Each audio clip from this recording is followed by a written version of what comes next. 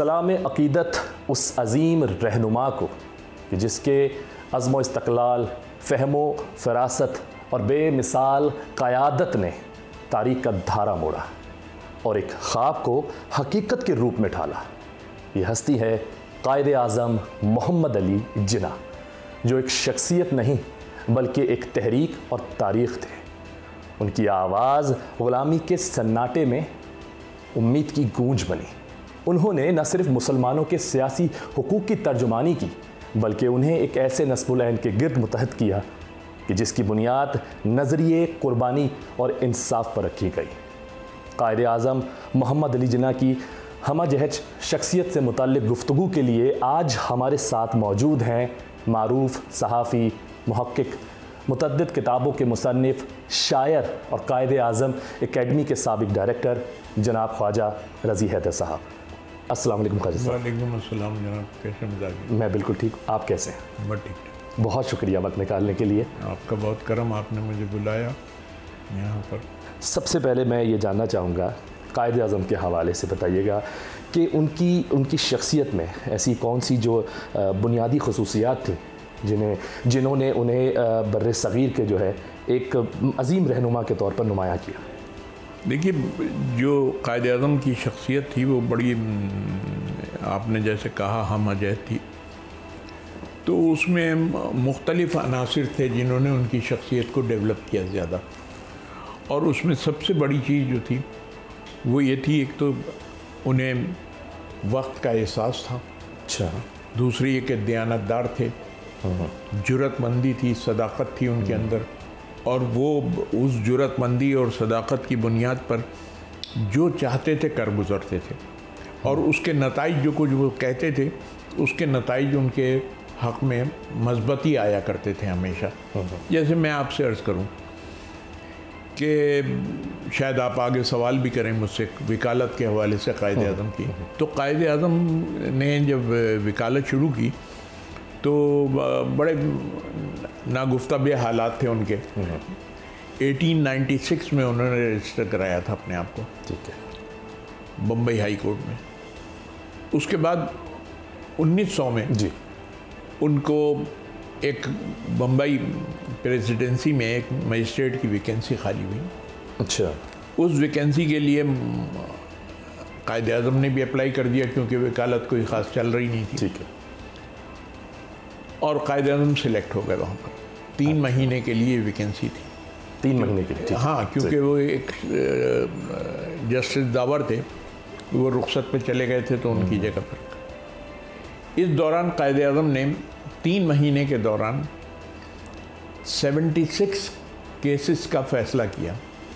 76 cases का 3 महीनों के दरमियान? जी हाँ, ये बम्बई की अदालत का उसका रिकॉर्ड था कि कोई इतने फ़ैसले किसी ने नहीं किए। उसमें ही एक फ़ैसला ऐसा था जिससे क़ायद आज़म की जुर्रत, हौसले और कानूनदानी का पता चलता है। वो ये कि एक अंग्रेज़ जो था वो बम्बई की बंदरगाह पे उसका जहाज़ उतरा, वो सेलर था। ठीक। और उसने वहाँ से एक वो लेके तांगा और वो बम्बई के बाज़ार में पहुँचा। तो वहाँ पर जब क्राफ्ट मार्केट थी वहाँ पर पहुँचा वो, तो क्राफ्ट मार्केट के पास उसने तांगे से उतरा, तांगे वाले ने पैसे मांगे। तो अंग्रेज़ तो हमारा, जी वो तो वो कहता था ये ग़ुलाम है सारे हमारे। तो उसने पैसे देने से मना कर दिया। उस तांगे वाले ने हुज्जत की और जाकर एक पुलिस वाला पास खड़ा था, उसे बताया कि ये ऐसा है। पुलिस वाले ने उससे कहा नहीं, ये तो इसकी मजदूरी है, दे दें आप। उस अंग्रेज़ ने नहीं दिया इसके बावजूद। तो और बल्कि उसको पुलिस वाले को उसने मारा, बाकायदा ज़दोकोब किया अंग्रेज़ ने कि तुमने मुझे सलूट क्यों नहीं किया पहले।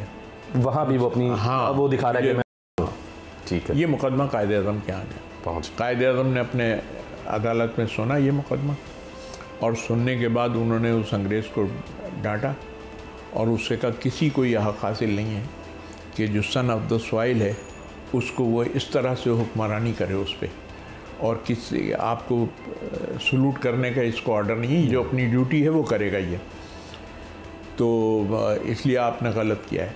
इसके नतीजे में आपको जब तक ये ताबरखास्त अदालत, आपको कैद की सज़ा है और 15 रुपये आप पर जुर्माना मैं कर रहा हूँ उस वक्त। हाँ। ठीक है। तो आप ये सोचें, बम्बई क्रॉनिकल जो सबसे बड़ा उस वक्त बम्बई का अखबार था, उसने ये खबर लगाई थी कि हिंदुस्तान में पहले अंग्रेज़ को सज़ा सुना दी गई। ये उनकी जुर्रत का वो था, और ये आज भी तारीख़ में मौजूद है कि वो कायद-ए-आज़म पहले आदमी थे जिन्होंने किसी अंग्रेज़ को उस ज़माने में सज़ा दी, और इसी ने उन्हें आगे चलकर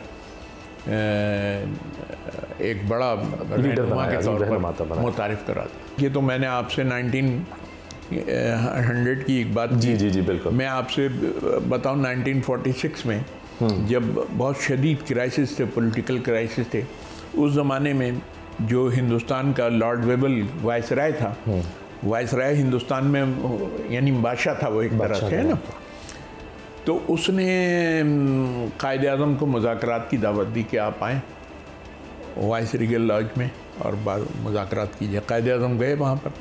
उस ज़माने में वाइस लॉर्ड वेबल की बीवी की तबीयत ख़राब थी, अखबारात में ख़बरें छपी थीं कि वो अलील हैं। तो कायद-ए-आज़म बहुत ही एक अदब व आदाब के आदमी थे, और ख़ास तौर पर एरिस्टोक्रेसी जो ब्रिटिश थी उसका फॉलो करते थे वो। तो उन्होंने उसे, जब लॉर्ड वेबल ने उसे रिसीव किया तो उन्होंने सबसे पहले ये बात की कि अब आपकी अहलिया की तबीयत कैसी है। तो लॉर्ड वेबल ने कहा ठीक है, और कहा कि क्या आप उनसे को अयादत करना उनकी पसंद करेंगे। तो कायद-ए-आज़म ने मना कर दिया कि नो, मैं यहाँ उनकी अयादत के लिए नहीं आया हूँ, मैं आपसे मुज़ाकरात के लिए आया हूँ, जो काम के लिए आया हूँ वो काम करेंगे हम। स्ट्रेट। वाह। तो ये कितनी जुर्रत की बात थी कि उस वक्त जिस वक्त हिंदू रहनुमा जो थे वो जूते चाट रहे थे अंग्रेज़ों के, और वायसराय के सामने बात करने की किसी की जरूरत नहीं थी। वायसराय बुलाता था तो इनके यहाँ मीटिंग एक कॉल हो जाती थी कांग्रेस की कि किसको भेजा जाए जो बात कर सके। उस वक्त जिन्ना ने इस तरह का रवैया अख्तियार किया। तो बहरहाल वो एक बड़े आदमी थे, और वो बड़े आदमी थे इसी वजह से उनको, देखिए एक आदमी जो बर्रे सग़ीर के मुसलमानों की नुमाइंदगी कर रहा था और उनकी रहनुमाई कर रहा था, और वो उनकी ज़बान से वाकिफ़ नहीं था। हैं? अच्छी बात है, सही कह रहे हैं। अंग्रेज़ी बोलते थे, सूट पहन के रहता था, सब कुछ इस तरह के मामला थे उसके बावजूद उसने मुसलमानों के दिलों में घर कर लिया था। तो वो सिर्फ़ और सिर्फ उसकी दयानत और उसकी मकसद से वफ़ादारी जो थी, ये मुसलमानों की निगाह में थी कि ये होना चाहिए, और ये लोगों को वहाँ समझ भी आ रही थी, और तभी उन्होंने अपना लीडर चुना। जो जहानत थी, सियासी बसीरत जो थी, वो कमाल थी। कई मरहलों पर उन्होंने ऐसे फैसले किए कि मुसलमान ये सोच रहे थे और हिंदू भी सोच रहे थे कि इसका नुकसान पहुँचेगा, लेकिन उसके जब नताइज सामने आए तो पता चला कि नहीं, ये तो इन्होंने बहुत यानी जहानत के साथ ये फैसला किया। जी, ये सारी चीज़ें। अच्छा, कांग्रेस से मुस्लिम लीग तक का जो सफ़र है उस पर भी थोड़ी सी ज़रा रोशनी डालें। देखिए, कायद-ए-आज़म ने जिस वक्त अपनी सियासी ज़िंदगी का आगाज़ किया, उस वक्त हिंदुस्तान में जो एक जमात थी 1885 में कांग्रेस कायम हुई थी, और कायद-ए-आज़म ने 1906 में अपनी सियासी ज़िंदगी का आगाज़ किया, और उस वक्त तक मुस्लिम लीग नहीं थी। मुस्लिम लीग 1906 दिसंबर में कायम हुई है। अच्छा, जब इन्होंने किया तो उसके कुछ अर्से बाद? नहीं, जिस वक्त कायद-ए-आज़म कांग्रेस के इजलास में शरीक हो रहे थे पहली दफ़ा, तो ढाका में मुस्लिम लीग कायम हो रही थी। उसी वक्त बन रही थी, उसी दिसंबर में बन रही थी। ठीक है, ठीक है, समझ गया। दिसंबर 1906 में। ठीक है।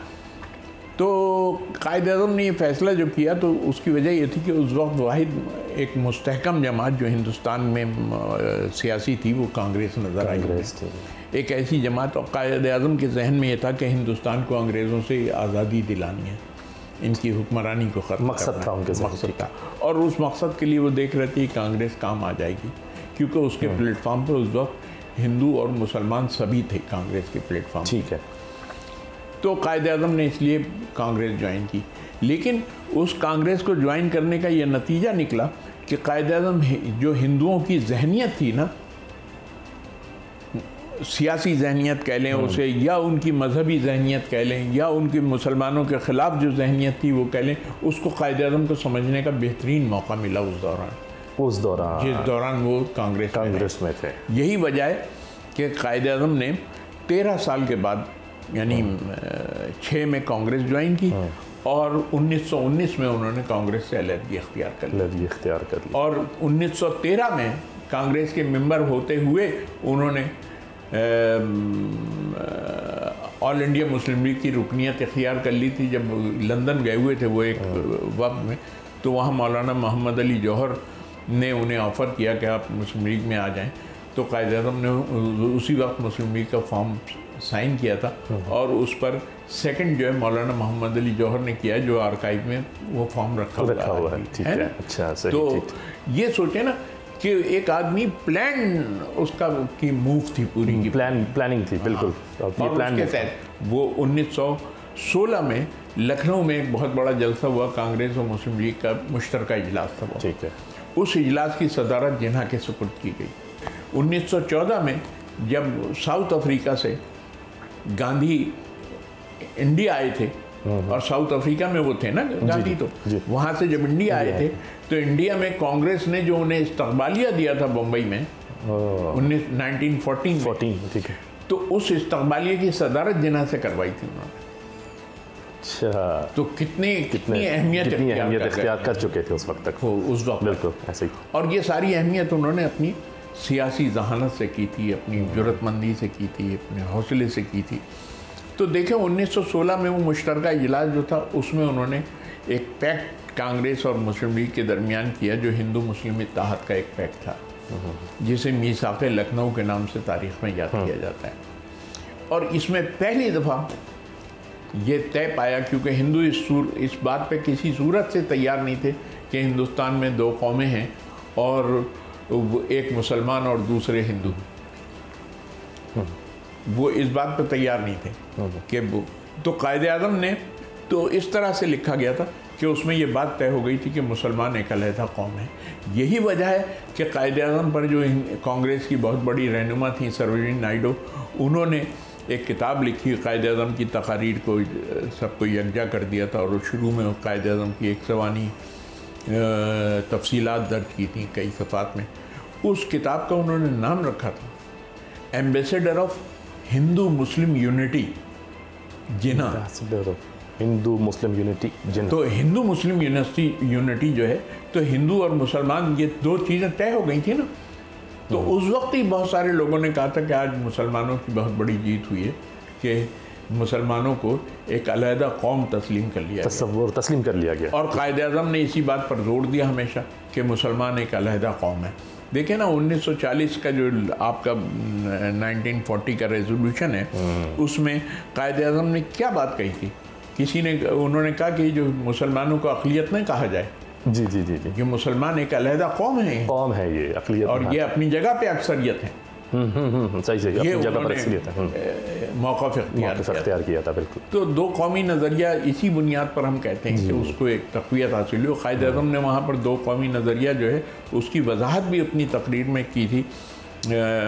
मार्च 1940 का जो तकरीर है उसमें कि हम और हिंदू जो हैं वो 2 अलहदा कौमें हैं, हमारे नज़रियात अलग हैं, हमारे मज़ाहिब अलग हैं, हमारी अदबियात अलग हैं, हमारे नाम रखने के तरीक़ेकार अलग हैं, हमारे रस्म व रिवाज अलग हैं, हम लोग आपस में शादियां नहीं कर सकते, एक साथ बैठ के खाना नहीं खा पाते हम, तो ये हम अलहदा कौमें हैं ना, अलहदा कौमें, और इस बात को तस्लीम किया जाए समाजी तौर पर।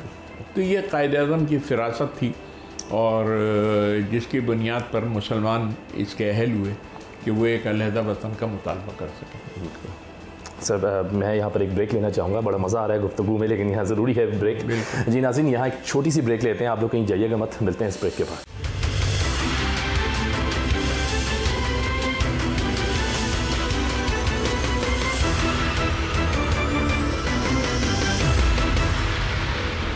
जी वेलकम बैक। रज़ी साहब, मैं आपसे ये जानना चाहूँगा कि कायद-ए-आज़म की आप ज़िंदगी से तो बहुत अच्छे से वाकिफ़ हैं, उनकी शख्सियत से बहुत अच्छे से वाकिफ़ हैं, उन पर आपने एक ड्रामा भी जो है वो तहरीर किया था, जो चला था निजी टीवी चैनल से, जिन्ना से कायद। ज़रा बताइएगा कि कायद-ए-आज़म जो है, ये कायद-ए-आज़म का लक़ब मोहम्मद अली जिन्ना साहब को कब मिला, कैसे मिला? बहुत अच्छा सवाल आपने किया है।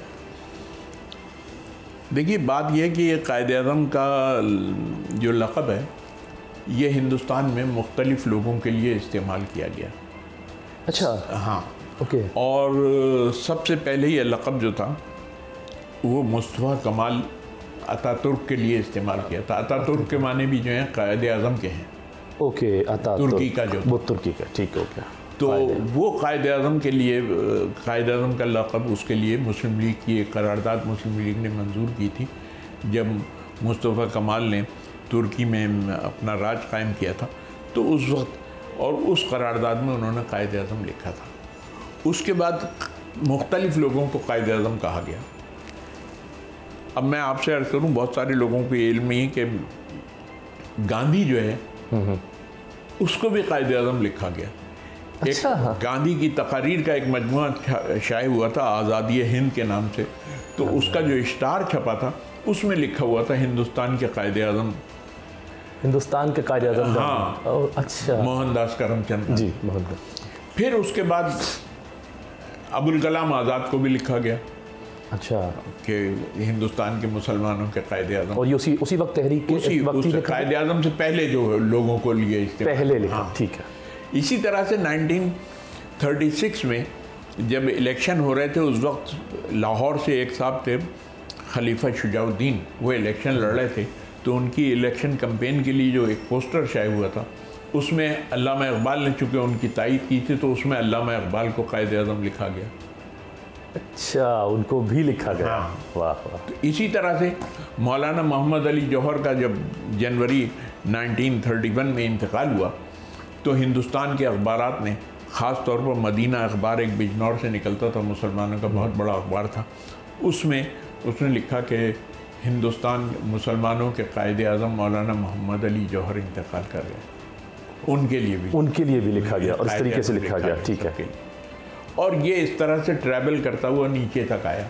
लेकिन 1936 में और ख़ास तौर पर 1937 में, अक्टूबर 1937 में जो मुस्लिम लीग का इजलास लखनऊ में हुआ था, वहाँ ये खिताब जो था कायद-ए-आज़म के साथ पैवस्त हो गया हमेशा। और क्योंकि मौलाना ज़फ़र अली ख़ान ने अपनी तकरीर में ये बात कही, वहाँ पंजाब के बहुत बड़े लीडर थे और बड़े शायर थे और सब कुछ, उन्होंने अपनी तकरीर में कहा कि आज हमारे दरमियान कायद-ए-आज़म मोहम्मद अली जिन्ना मौजूद है। और वो इस तरह से फिर उसके बाद जो उस इजलास में चार मुसलमान वज़राए आला मौजूद थे, जिसमें सिकंदर हयात थे, जिसमें फजल हक थे, जिसमें एक और साहब थे, मैं जहन से नाम निकल रहा है उनका, वो थे। ये सब लोगों ने अपनी तकारीर में सब ने कायद-ए-आज़म ही कहा, कायद-ए-आज़म को। अच्छा, फिर कायद-ए-आज़म वहाँ पर नारे लगे इस बात के कायद-ए-आज़म मोहम्मद अली जिन्ना जिंदाबाद। तो इस तरह से जिस वक्त वो इजलास ख़त्म हुआ तो पूरे हिंदुस्तान में कायद-ए-आज़म का लफ्ज़ गूंज चुका था और मौलाना मोहम्मद अली जिन्ना को कायद-ए-आज़म कहा गया। और ये उन पर, कायद-ए-आज़म पर, यानी ये खिताब इस तरह से उनके साथ पैवस्त हुआ कि फिर किसी को नहीं कहा गया इस बर-ए-सग़ीर में कायद-ए-आज़म। हाँ, मैं यही जानना चाह रहा था कि उसके बाद फिर किसी को कहा तो नहीं गया। ये तो कायद-ए-आज़म से मखसूस हो गया, बस एक तरह से नाम ही हो गया। जी हाँ, नाम ही हो गया। आज भी आप देखें ना, कहीं पर भी, यहाँ नहीं, आप अमेरिका चले जाएं, वहाँ मुसलमानों के दरमियान कायद-ए-आज़म कहें, समझ जाएंगे मोहम्मद अली जिन्ना की बात कर रहे हैं, है ना? बिल्कुल ऐसे ही। तो जैसे बाज़ लोगों की आदत होती है, मेरी अपनी आदत है कि मैं कायद-ए-आज़म कहता हूँ, तो मोहम्मद अली जिन्ना नहीं कह पाता, लेकिन लोगों तक कन्वे हो रहा है कि ये मोहम्मद अली जिन्ना की बात कर रहे हैं। तो ये खिताब इस तरह से उनके साथ पैवस्त हुआ और बिलाशुबा वो इसके मुस्तहिक़ थे कि उन्हें इस तरह का खिताब दिया जाए। और प्रोफेसर शरीफुल मुजाहिद एक बहुत बड़े मुहक़्क़िक़ गुज़रे हैं और उनकी कई किताबें हैं इस हवाले से। उन्होंने तो ये लिखा है कि शायद पूरे बर-ए-सग़ीर में कोई आदमी ऐसा नहीं था जिसको कायद-ए-आज़म जैसा खिताब दिया जाए, तो इसलिए पूरी कौम ने मिलकर उन्हें कायद-ए-आज़म बनाया और एक्सेप्ट किया किस चीज़ को कि अब यही है। और आज तक वो चीज़ चलती आ रही है और इंशाल्लाह चलता रहेगा हमेशा ये सिलसिला कि कायद-ए-आज़म हमेशा उन्हीं के नाम से मंसूब रहेगा। और अच्छा भी लगता है, सूट भी करता है। वो कहते हैं ना, किसी चीज़ वाकई सूट कर जाता है कि जहाँ आपने बताया इतने लोगों को कहा गया, लेकिन आखिर में जब आके कायद-ए-आज़म मोहम्मद अली जिन्ना जब हो गया तो फिर वैसे ही लगता है कि कायद-ए-आज़म उन्हीं के लिए था। अच्छा, मैं ये एक चीज़ पर्सनली जानना चाहूँगा। देखिए, तहरीक के जो वक्त थे काफ़ी मुश्किलात का सामना किया कायद आज़म ने। वो तो एक मकसद था, वो जो तहरीक थी वो एक मकसद था कि मुसलमानों को एक आज़ाद वतन दिलाना है, आज़ादी उनको चाहिए।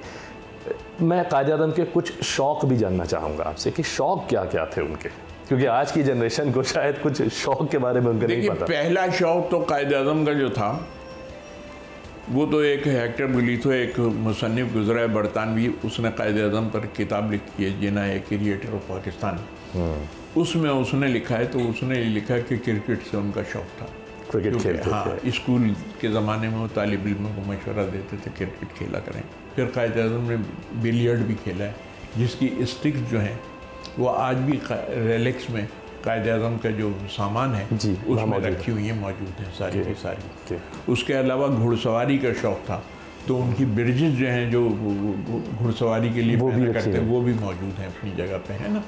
तो कायद आज़म को यानी इस तरह के गाड़ियों का भी शौक़ था, सुना है गाड़ियों का भी बड़ा शौक़। गाड़ियों का तो उनके पास ऐसी गाड़ियाँ थी जो हिंदुस्तान में किसी के पास हैं। एक सनबीम गाड़ी होती थी, वो तो बहुत ही शानदार गाड़ी होती थी, और वो उस ज़माने में यानी रजवाड़ों में नहीं थी, यानी जो बड़े रजवाड़े थे, भावलपुर का एक स्टेट थी और ये उनमें भी नहीं थी वो सनबीम जैसी उनके पास गाड़ी। यानी और फिर देखें उन्होंने इतनी मेहनत से जो पैसा जमा किया था वो ऐसा नहीं है कि उन्होंने अपनी विरासत में तकसीम कर दिया। उन्होंने वो पैसा जो है हिंदुस्तान के 5 बड़े यानी एजुकेशनल इंस्टीट्यूशन जो थे उनको दिया। अलीगढ़ को दिया, इस्लामिया कॉलेज पेशावर को दिया, सिंध मदरसतुल इस्लाम को दिया, अरबिक कॉलेज को दिया।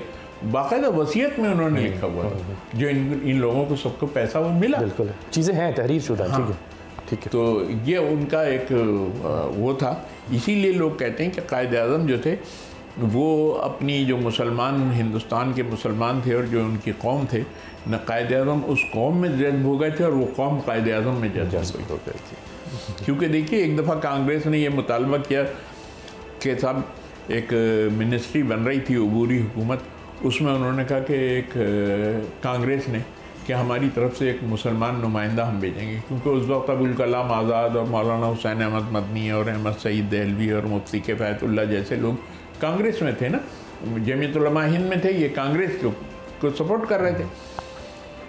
तो कायद आज़म ने स्टैंड लिया कि नहीं, सिर्फ मुस्लिम लीग नुमाइंदा जमात है मुसलमानों की, तो अगर हुकूमत कोई ऐसी तजवीज़ कर रही है तो मुसलमानों की जो नुमाइंदा जमात है वो जिसको नामजद करेगी वो हुकूमत में आएगा। तो कायद आज़म ने किसी कांग्रेस के प्लेटफॉर्म से किसी मुसलमान को नहीं आने दिया।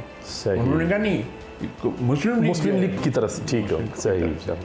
तो ये कायद आज़म के ऐसे फैसले थे जिनकी बुनियाद पर यह तय हुआ कि वाकई बर-ए-सग़ीर के मुसलमान एक कौम है और जो भी एक कौम होती है उसके लिए एक मुल्क की ज़रूरत होती है, जैसा कायद आज़म ने अपनी तक़रीर में कहा, तो उसके लिए एक पाकिस्तान होना ज़रूरी था।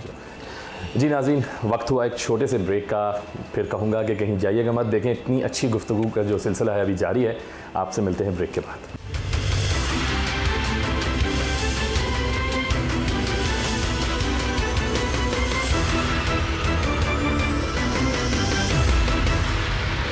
वेलकम बैक जी। ख्वाजा साहब, एक सवाल है, बहुत चुभता भी है कभी कभी कि जी कायद आज़म के हवाले से कि जी उनकी जो मौत थी वो तबई मौत नहीं थी, इस बात में कितनी सच्चाई है? सब कायद आज़म का इंतकाल तबई तौर पर हुआ था, ये तयशुदा बात है। मैं इसकी आपको थोड़ी सी तफसील बाद में बता दूंगा। पहले मैं एक चीज़ आपसे अर्ज़ कर दूँ कि जिस्मानी तौर पर कायद आज़म हमेशा से नहीफ आदमी रहे, अज़्म बहुत उनके अंदर था, मजबूत हौसले के आदमी थे वो था। उनकी बेटी का एक इंटरव्यू है दीना जिना का, उसमें उसने कहा कि कायद आज़म के इंतकाल के बाद मुझे पता चला कि मेरे बाप को टीवी थी। बात में ये सच सामने आता है, ये राज बाद में खुलता है। वो क्यों कि कायद आज़म कहते थे, जैसे फातिमा जिन्ना ने एक मरहले पर कायद आज़म को मशवरा दिया कि आप कुछ दिनों आराम कर लें, तो वो हंसे और उन्होंने कहा वो फाती कहते थे फातिमा जिन्ना को, कहने फाती क्या तुमने कभी ऐसा देखा है कि जिस वक्त मैदान जंग में फ़ौजें लड़ रही हों तो उस वक्त कोई जनरल जो है वो छुट्टी पे चला जाए। तो ऐसा नहीं हो सकता। मैं अपनी ज़िंदगी के आखिरी सांस तक मुसलमानों का मुकदमा लड़ता रहूँगा, और आराम वो आदमी करता है जिसके आगे कोई मकसद ना हो। मेरे आगे एक बड़ा मकसद है और मैं उसके लिए ज़िंदा रहना। यहाँ भी अज़्म नज़र आया, जुर्रत नज़र आई इस बात में। वाह। तो ये कायद-ए-आज़म का वो था। तो इसलिए जिस वक्त आप देखें ना हम कि 11 सितंबर 1948 को कायद-ए-आज़म का इंतकाल होता है ना, तो इसका मतलब एक आदमी जो था आहिस्ता आहिस्ता बीमारी की वजह से वो मौत की तरफ बढ़ रहा था। और डॉक्टर के मुताबिक जब उन्होंने डायग्नोस किया कि आपके पास ज़्यादा वक्त है भी नहीं, ठीक है, तो और फिर आप देखें एक बात, मैंने माउंटबेटन के पेपर्स देखे हैं, जो लास्ट वाइसराय था हिंदुस्तान का, उसने अपने एक किताब है फ्रीडम एट मिडनाइट, तो उसमें 2 किरदारों का जो इंटरव्यू है उसमें 2 किरदार ऐसे हैं, एक नेहरू और एक माउंटबेटन जो लास्ट वाइसराय था, और हिंदुस्तान का पहला वजीर आज़म जो था वो नेहरू था। दोनों ने ये बात कही कि अगर हमें पता चल जाता कि जिन्ना की ज़िंदगी इतनी मुख्तसर है तो हम ये तकसीम का जो दौरियानिया है इसे बढ़ा देते और हम ये पाकिस्तान ना बन सकते, बनने ही ना देते। हाँ, तो कायद चले जाते तो फिर मुश्किल था सब चीज़ें। तो इसलिए ये बात कायद-ए-आज़म की ये बसीरत थी कि उन्होंने ये महसूस कर लिया था अगर मैं नहीं रहा मंजर पे तो ये लोग नहीं बनने देंगे। तो कायद-ए-आज़म को इतनी अलालत थी उनकी कि वो जब वहाँ से कोयटा से ज़ियारत चले गए थे, ज़ियारत से फिर कराची वापस आ रहे थे, तो उस वक्त जिस वक्त ज़ियारत से तो वो बिल्कुल नहीफ हो चुके थे, यानी वो चल भी नहीं सकते थे, इतना भी था। तो उनको स्ट्रेचर पे गाड़ी तक लाया गया ज़ियारत में। जो कंट्रोलर जनरल था उस वक्त वहाँ पर, उसने ये बयान दिया है, उसने कहा हमने कायद-ए-आज़म को गाड़ी में पिछली सीट पे इस तरह से बिठाला, जब बिठा दिया तो उन्होंने कहा ये पिलोस जो हैं, तकिए जो हैं, ये मेरी कमर में इस तरह से दिए जाएं कि मैं बैठा हुआ यूँ नज़र आऊँ, ताकि मैं अपने आवाम को वेव करता हुआ जाऊँ।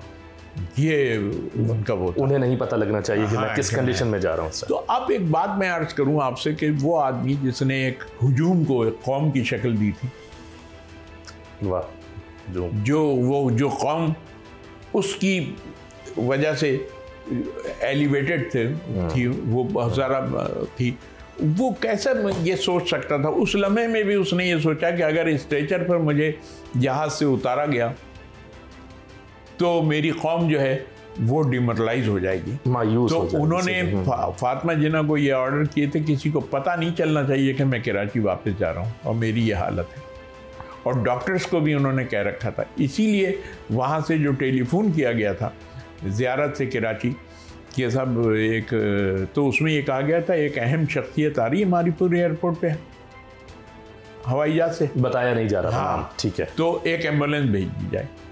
तो उस वक्त के जो डिप्टी कमिश्नर थे सैयद हाशिम रज़ा साहब, उनका मैंने इंटरव्यू किया बाकायदा इस मसले पर, जो मेरी एक किताब में पूरा मौजूद है। तो उन्होंने हाशिम रज़ा साहब ने मुझसे ये बात बताई कि उस वक्त जिन्ना हॉस्पिटल में एक जो डायरेक्टर थे वो सईद उनका नाम था, वो भी थे वहाँ पर। तो उन्होंने कहा एक जो 2 एम्बुलेंसेस थी जो सेकेंड वर्ल्ड वॉर में इस्तेमाल हुई थी, उसमें तो जो एक बेहतर एम्बुलेंस थी वो चेक करके हमने भेज दी कि अहम शख्सियत कोई आ रही है एयरपोर्ट मारीपुर के। अब ये अलग बात है कि वापसी में उसमें एक मैकेनिकल फॉल्ट हो गया, जिसकी वजह से कायद-ए-आज़म को कुछ देर अजियत में गुजारनी पड़ी वहाँ पर। तो उनका एक एडीसी जो था मिलिट्री का, कर्नल जियोफ्रे लॉन्सिस उसका नाम था, उसने भी एक बयान दिया हुआ है, उसमें उसने लिखा है कि जिस वक्त हम गवर्नर जनरल हाउस में उनको लेके गए तो उस वक्त he was alive but he was unconscious. Okay, ये उसने कहा। और रात को 10:15 पर उनका इंतकाल हो गया और वो ऐलान कर दिया गया। अब कायद-ए-आज़म अपनी कौम से कितने जुड़े हुए थे इसका आप अंदाज़ा इस बात से लगाइए कि मैंने एक प्रोफेसर का इंटरव्यू किया जो पाकिस्तान आए थे हिजरत करके उसी वक्त, और वो उनके वालिद जो थे वो मीरपुर ख़ास जा रहे थे, वो बोल्टन मार्केट कराची का जो है, यहाँ से अंदरूनी सिंध के लिए बसें चलती थी, वो वहाँ पर उन्हें छोड़ने गए थे। खोगरा पार का बॉर्डर खुला हुआ था, वहाँ से भी मुसलमान बहुत इधर को आ रहे थे, इधर से बहुत सारे लोग अब जा रहे थे कि हमारे अजीज़ा वहाँ पहुँच चुके हैं, तो मीरपुर ख़ास जा रहे थे। तो एक लाइन लगी हुई थी वहाँ पर, तो एक शख्स जो था, रात का वक्त था, वो एक शख्स आया उस लाइन में और आके उसने लोगों को इत्तला दी कि कायद आज़म का इंतकाल हो गया। तो सब सन्नाटे में आ गए, सन्नाटे में। तो एक शख्स और दूसरा खड़ा हुआ था लाइन में, वो निकला बाहर और उसने एक बहुत सन्नाटे का थप्पड़ मारा उस आदमी के मुंह पर। कहा क्या बकता है तू, कायद आज़म का इंतकाल हो गया। तो थोड़ी देर तो वो आदमी परेशान हुआ, उसके बाद वो उसके आगे फिर गया और उसने कहा इस गाल पे भी मेरे एक थप्पड़ मार लो और मुझे ये यकीन दिला दो कि कायद आज़म जिंदा है। अब आप देखिए कि बेवरले निकल्स एक बड़ा सहाफ़ी था बरतानवी, उसने एक किताब भी लिखी है वर्डिक्ट ऑन इंडिया। वो उसने कायद आज़म के इंतकाल पर एक बयान दिया, जो ताज़ियती बयान दिया, उसमें एक जुमला उसने लिखा है। उसने ये लिखा कि उस वक्त तक गांधी को मर्डर हो गया था, ठीक है, दिल्ली में, है ना? जी जी। तो उसने ये लिखा कि गांधी जो है वो एक कातिल के हाथों मौत से हमकिनार हुआ, जबकि कायद आज़म अपने मकसद की राह में उन्होंने अपनी जान दी है। वाह वाह वाह वाह, ये कितना बड़ा उसने बहुत बड़ी बात की, बहुत बड़ी बात, ट्रिब्यूट पेश किया। बिल्कुल, बेशक बेशक। तो कायद आज़म इतने अजीम रहनुमा थे और यकीनी तौर पर हम को इस बात पर फ़ख्र करना चाहिए, बिल्कुल करना चाहिए, कि हमारा कायद, हमारा पाकिस्तान का बानी जो है वो एक अजीम इंसान था। ये अलग बात है कि हम उसकी तरफ से गाफिल रहते हैं, हम उसके सिलसिले में कुछ ऐसा वो नहीं कर पाते कि हमारी नई नस्ल तक उसके सेइंग्स पहुंच जाएं, उसकी बातें पहुंच जाएं, उसका की ज़िंदगी पहुंच जाए। तो देखिए ना, मुझे आप नई नस्ल में शुमार करें ना, मेरी 28-29 बरस की उम्र थी जब मैंने 400 सफ़ात की कायद आज़म पर बायोग्राफी लिखी थी। कायद आज़म के 72 साल, तो मैं नई नस्ल में था ना। तो यानी मेरे जो बड़े थे उन्होंने मेरे सामने ऐसी गुफ्तगू की होगी ना, जिसकी वजह से मैं कायद आज़म की तरफ राजी हो सका। तो आज क्यों नहीं हम नई नस्ल को कायद आज़म की तरफ रुजू करा सकते हैं और उसके अंदर कायद आज़म से मोहब्बत और अक़ीदत इस तरह की पैदा कर सकें कि वो किसी भी मरहले में कायद आज़म के बारे में कोई आदमी बात कहे तो खड़ा हो जाए कि नहीं, ये गलत कह रहे हैं आप, और मेरे पास ये तारीख़ी तौर पर शवाहिद मौजूद। तो जो दिखाया जाता है या जो बताया जाता है वही हमने आपसे सवालों में किया कि शायद गलत ही बताया जा रहा है, गलत ही दिखाया जा रहा है, अगेंस्ट चल रहा है, तो फिर वो तो कैसे यकीन करेंगे? वो ऐसे ही होगा जैसे आप ये प्रोग्राम कर रहे हैं, तो ये प्रोग्राम आप लोगों को नॉलेज उनसे उनके साथ शेयर कर रहे हैं ना, तो ये ज़्यादा से ज़्यादा इसे प्रोग्राम को दिखाएं, आप ज़्यादा से ज़्यादा पहुंचाएं लोगों तक, कहीं ना कहीं तो किसी के दिल में कोई बात आएगी ना। बिल्कुल, सिर्फ नोट पे कायद आज़म जिंदा नहीं है, हमारे दिलों में भी जिंदा रहना चाहिए और रहें हमेशा। बहुत शुक्रिया, अस्सलाम वालेकुम। बहुत शुक्रिया जी, बहुत शुक्रिया जनाब। देखा आपने, ख्वाजा साहब ने अपनी गुफ्तगू और इल्म इदराक से हमें एक बार फिर कायद आज़म मोहम्मद अली जिन्ना की अज़मत का एहसास दिलाया और ये बताया कि कायद आज़म मोहम्मद अली जिन्ना सिर्फ़ एक तारीख़ साज रहनुमा नहीं, बल्कि एक ऐसे नज़रिए की अमली शक्ल हैं जो आज भी हमें अपने उसूलों पर साबित कदम रहने का दर्स देते हैं। हमें चाहिए कि हम उनके अफ़कार को सिर्फ़ किताबों तक महदूद ना रहने दें, बल्कि अपनी सोच, अमल और रवैयों में ज़िंदा रखें। आज के लिए बस इतना ही। अपने मेज़बान अर्तगरल चौधरी समेत प्रोग्राम की टीम को दीजिए इजाज़त। अगले शो में फिर मुलाकात होगी। अल्लाह हाफ़िज़।